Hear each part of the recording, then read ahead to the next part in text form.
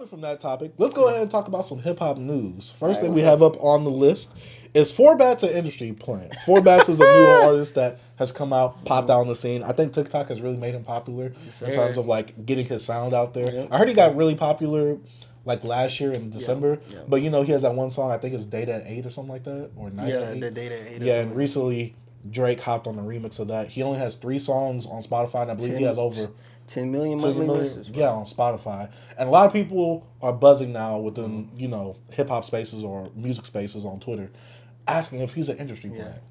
B. Do you think he's an industry plant? Nah. I don't, because I remember I had to be in the middle at a little, I don't know, it wasn't December of 2023. It was way before. Well, I actually saw I saw him. And I was like, because I'm like, oh, this dude's a Brent Fayez clone. He just got a little voice. And I'm thinking he's from Atlanta because I think he shot that music video in Atlanta or whatever. So fast forward, a coworker of mine, he was just like, yo, you hear Four Bats? And this is an older guy. He like, I wouldn't say older. He's 34, whatever, right? And I was like, Four Bats? I'm like, yeah, he's from Atlanta, right? He's like, no, he's from Dallas. I was like, he's from Dallas? Bro, he shot that video. Hey, he shot that video in the back, like where I live, bro. Like, on the other side of my grandma's house. Oh, I thought you meant... Yeah, not right there, but on the other end. And I was like, what? And I'm looking at the video, Lancaster Tigers. I'm like, oh, yeah. I'm like, this is crazy. And I don't think he's an industry player. I think it's just great marketing. He actually took an approach that I wanted to take on the pod. You know what I'm saying? But I was like, dang. We'll talk about it later. Okay. Yeah, but really good marketing. He got you with the voice. Production's cool. I don't know if that's his real singing. I don't think he could probably sing. What you think? You think he probably can sing, or you think this is the... I think because of how great technology is now, the technology will help carry his voice. But I don't think I don't think he actually sounds. Yeah, like that. I don't think he does either. Because it sounds way too clean. Yeah, it sounds way too clean and perfect. You get what I'm saying? Like there's just something to a voice where it doesn't sound humanly possible. Yeah, that's all I could really say. I don't want to try and disrespect him and say he can't sing, but it just how high pitched his voice is, how clean it is with nothing going on around it in terms of like. Because his breath control is also good too, if you would go in that aspect. It just sounds way too perfect. And I think the marketing is perfect. And I really think that the way he did the album, it was like a TikTok. I mean, not the album, my bad. He did the song. All 3 of his songs, well, the first 2 especially, he has the regular like BPM or whatever in the first verse. And then the second verse, he slows it down. Same verse, everything. And I think that's like, and it's 2-minute songs? Yeah. So that's perfect for like short term, like it's just perfect when it comes to this era for this time. Like he's a single artist. So I really think it's just perfect marketing. I don't think it has to do with anything with industry plan. I'm like, who gonna grab a kid from like Dallas and like, not to crap on Dallas, it's talent here, but it's like, come on, bro. What did that have to gain from? Like that's what I'm saying. I just think whoever is a part of his team, if it was his idea, friend's idea. The marketing was really good with it. And then I think is what's so dope is he's not feeding everybody with all these songs. He still only have 3 songs. And it's been over, like 8-9 months he's kind of been in people's faces. And he's just put out 3 songs and he's just running it up. And people now were wondering, is he an industry plant? I don't know, bro. I just think some good marketing, bro. I guess my thing is, because I was trying to see if he had other projects out, because I'm like, a Drake collab this early? I know Drake usually hops on people's stuff like way early on in their careers, and so I was like, maybe he has Drake some be other late projects. though. He does, but he still kind of grabs it, makes them even bigger than what they was. But you know, he recently signed that deal with Drake for an EP release, I believe. I'm not sure it's a whole label. Like, I think it's just like one EP release or whatever. I'm just hoping that he doesn't sign with Drake because I don't want him to get in the sweatshop. I don't want him to get in the factory, bro. Roy's gone. Party is trying to make a return with P&D, 4 or 5? Bro. I feel like Party's OVO gone. is where artists go to die. I'm like, Majid Jordan, I love them, bro. Why are they not big? They are amazing. What about Division? Division, yeah, they should, bro. Like Division, freaking. I love Roy McCona Woods. I love some Roy Woods. Love McCona. Playboy, bro. Playboy. Come on, I said Playboy. Party. My bad. Party Next Door. Party Next Door. Come on, bro. Like, come on, man. You're supposed to be way better than what you are. Bro. People said that Party Next Door should have been where Weekend is right now. I seen that on Twitter. I do not agree with that. I do not agree. I just think if he probably wouldn't have took the OVO deal, he probably could be bigger. Because I feel like, you know, when you said Kanye, what Kanye do to Sci-Hi, that's what Drake does to Party. Oh, yeah. He sucks him dry. Whoa. Pause. I'm just saying, bro. But I also feel like Party kind of led the reins within like an artist like Brent Faiyaz can exist in today's modern age, or at least with the music that he's making similar. And then Party got some good writing credits as well. And what's so dope about Party is like I don't know if he wanted this type of because he's still a mysterious guy to me. Like I don't remember him doing much interviews. I feel like he's doing stuff now. Yeah, but I feel like Party could be at Brent like what Brent is.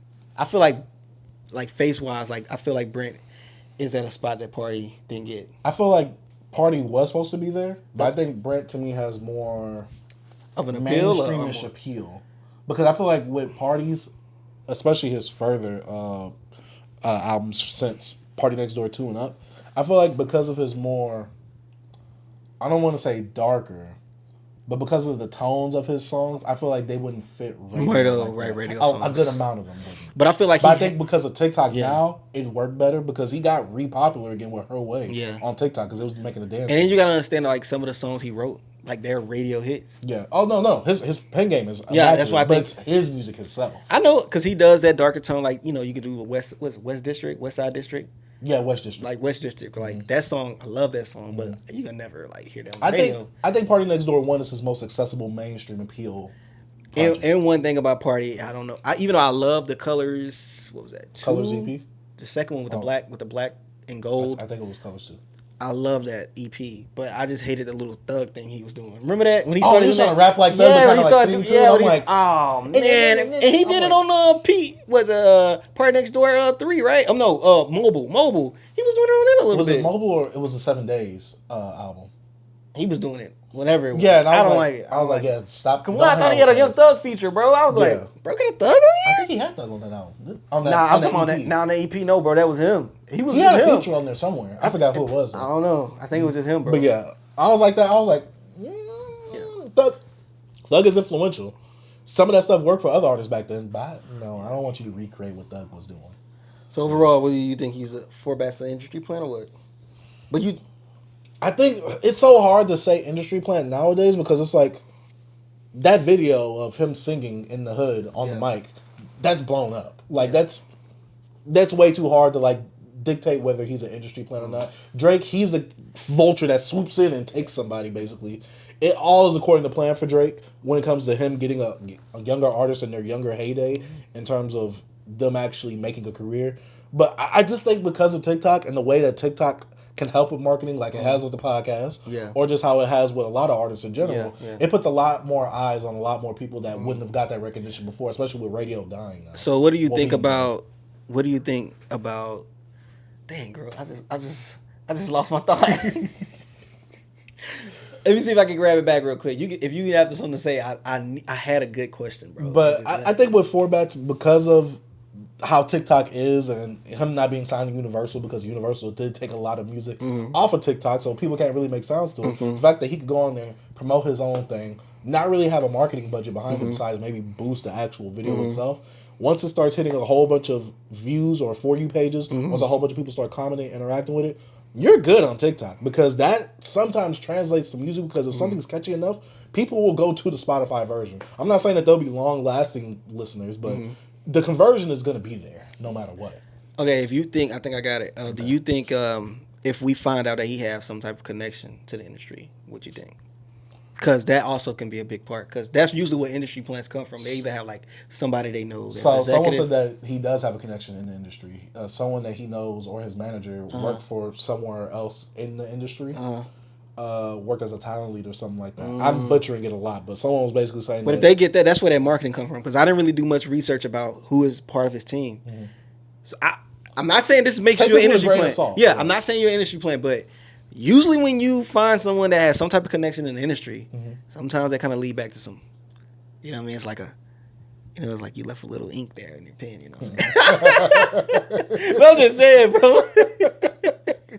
I will say I'm just saying, bro. I thought you was going to go a different direction. Like what? If people will still listen to him if they found out he's an industry player. Nah, I think that would not affect, bro. And when I go to work at night, it's dark. Sometimes I play that song. It feels good. It kind of reminds me, put me in that vibe of like jamming to like a Drake song or something like East. What is it called?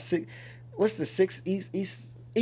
Just East. Days in the East. Like it give me those type of vibes. Not the song, but just I know what being you at night. You know what I'm saying? In terms of like vibe, mood, right? Like the mood. But I don't know. I don't think, to be honest, for Bats, I hope you have a wonderful career, but I don't see longevity in what you're doing. Why, you think it's gimmicky? I think so.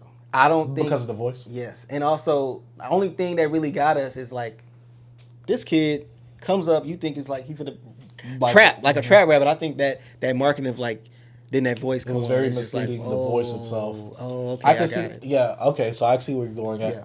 Then perfect marketing on that aspect. Yeah, that's what I'm saying. I think the thing is because he did make a statement saying like, I'm trying to be a different person in R&B, because a whole bunch of people are doing this toxic stuff. I'm trying to be the non-toxic person. Yeah. Do you think non-toxic R&B, male-led, could dominate on the mainstream level? It has. Now, I mean, not before. I mean now. Yeah. Because a whole bunch of people love Brent Faiyaz, but the one meme going around him on the internet, oh, he's toxic. Brent is toxic. Yeah, but like, I don't listen to the radio much. It's Brent. It's not even radio. It's really just going by streams. But if you're going to streaming, bro, like we got Lucky Day. I'm talking about we got mainstream level B, like a. But who's mainstream besides like Usher and like? I don't know Trey Songz around. Lesser level, but not on that tier in terms of like talent. But like, what R&B artists we have out that's personally male dominant, like male, that's on the radio like that besides like a Chris Brown or freaking Usher. So think of them, bro. R&B is dead. Hey, I feel like R&B has a place on the internet, bro. Okay. Like, cause I still go and I can listen to freaking I can listen to Lucky Day. You know what I'm saying? I don't really listen to Brent Faiyaz like that, but it's a lot of clones from Brent. I'd be like, dang, bro, who's this guy? But a guy I like to listen to, I don't know if you ever heard of him. His name Dejan. He's dope. How you spell it? D-I-J. Oh, yeah, yeah. He's dope. And it's a lot of people out there. Like you even got it's Kyle Dixon. Like he's a really good R&B singer. So you got people out there, but the R&B space is not like at a mainstream level. Like we got like successful story for like Victoria Monet. I love her, bro. I've been listening to her for years. But it's mostly like women. You got SZA, so she's like a pop star now. Amazing. Which is crazy. Oh man, it's crazy to even think that SZA is a pop star. It's not. I'm not saying it's a bad thing. I'm just saying that's crazy because I didn't expect it. I know. But like males, like you saying, like bro, like Usher's like gatekeeped. Like Justin Bieber does R&B, but like he's not really an R&B. But he's Justin Bieber. Yeah, you know what I'm saying? Because but I know he's a pop star, but he be making kind of like traditional R&B. Like I know you listen to that Love album, that Diddy album, that drink. I didn't hear it. Yeah, that drink got some joints. I heard it. Yo, Diddy. I don't know. It's like we always find our way to Diddy, but Diddy, bro, that album you put out before you got caught up in that, that swamp, you know what I'm saying? That album was fire, bro, for real. I gotta check it out because I was a bit hesitant on it because I'm just like Bieber got a song on there. Jeremiah got a heater on there, bro. He said to Bieber a few years ago. What? He said, hey man, how come you don't call me no more? Yeah, bro. You don't talk to me. We don't hang out. Hey, people brought that up on Twitter. I was like, hey yo, hey yo, right now. Hey man, I don't know. We might have to have a discussion about R&B because I like when this camera get in your face. You start forgetting a whole bunch of stuff. Bro, so it's a lot of artists I play, and I wish I could shout you out right now, but my mind is blanking. Yeah, it's all right though because we'll have a discussion on hip hop dying, and we should make an R&B. We should make an R&B playlist, B. We can roll back in those back when we used to do those mixes. You know what I'm saying? Okay, I'm digging that. Hey, make sure you check out the playlist. Link will be in the description down below, or if you're on Spotify, it'll be on the recommended section of this playlist. Check it out, man. Okay, but.